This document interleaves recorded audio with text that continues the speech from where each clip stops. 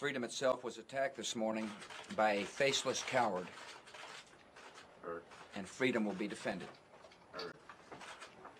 I want to reassure the American people that the full resources of the federal government are working to assist local authorities to save lives and to help the victims of these attacks.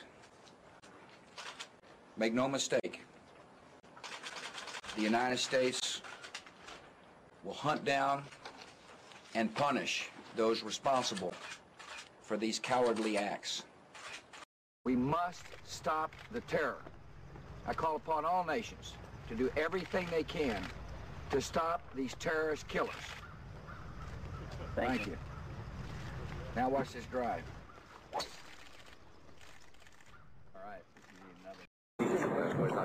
See, the irony is that what they need to do is get Syria to get Hezbollah to stop doing this shit. And hold on. You know, I'm considering what's next. President Clinton, of course, wrote a very successful presidential memoirs with 10,000 pages or something. I'm thinking of something really fun and creative for mine. You know, maybe a pop-up book. Just a one-finger victory salute.